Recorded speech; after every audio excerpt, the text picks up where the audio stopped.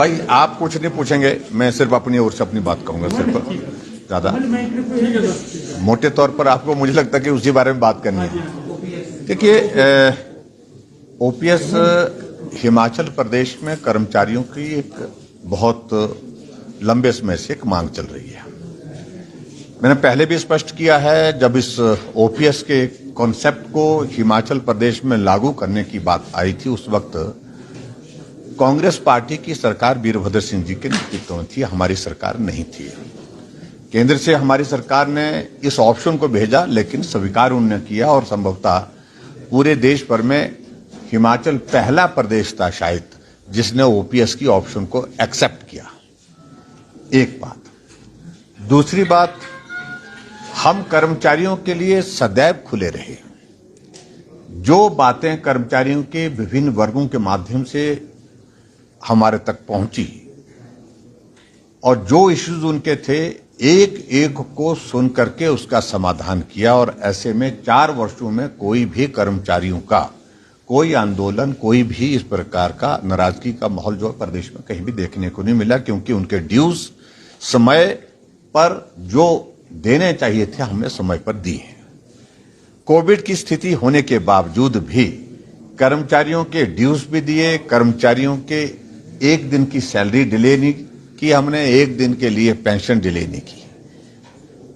ऐसी परिस्थिति में जिस मांग को लेकर के हमारे सामने आए हैं, मैंने विधानसभा के अंदर एक बार नहीं अनेक बार कह दिया कि इस संदर्भ में हम जो उनका सुझाव है, जो उनकी बात है, उसको सुनने के लिए तैयार है, हमें कोई आपत्ति नहीं है।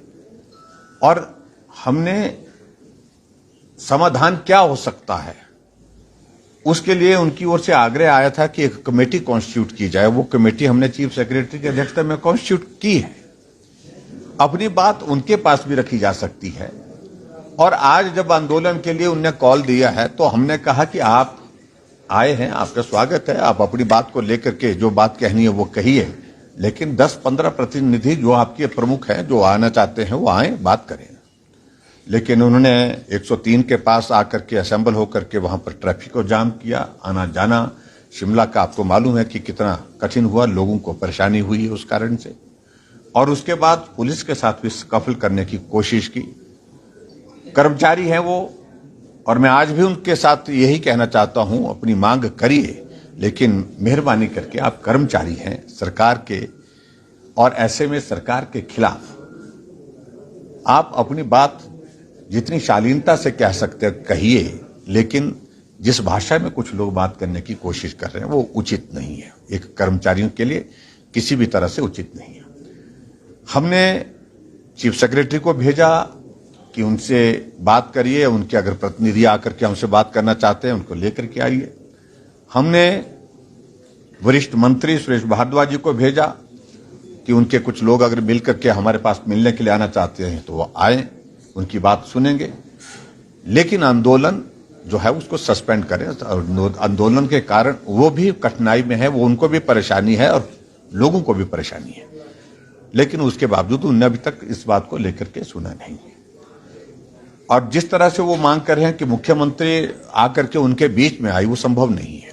उनको इस बात को समझना चाहिए। उनकी बात सुनने के लिए हम उपस्थित हैं, जब बोलेंगे वो हम उनकी बात को सुनेंगे, लेकिन इस प्रकार से शर्त उनकी जिस प्रकार से रखी गई वो उचित नहीं है, मैं ऐसा मानता हूं। और दूसरी बात, वो राजनीतिक दृष्टि से खिलौना बनने की कोशिश कर रहे हैं, तो मैं समझता हूं कि वो भी उचित नहीं है। अपनी मांग कहने का अधिकार है, अपनी बात कह दी उतना पर्याप्त है।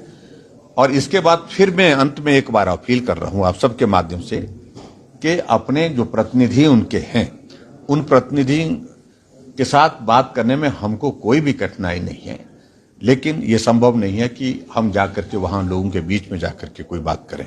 वो आना चाहते हैं, वो आए, अपनी बात कहें। और मेरा उनसे इसी बात को लेकर के सिर्फ इतना कहना है कि शांति प्रिय ढंग से सारी चीजों को वो देखें और कहीं भी किसी को उनकी वजह से परेशानी नहीं होनी चाहिए और किसी और की वजह से भी परेशानी नहीं होनी चाहिए।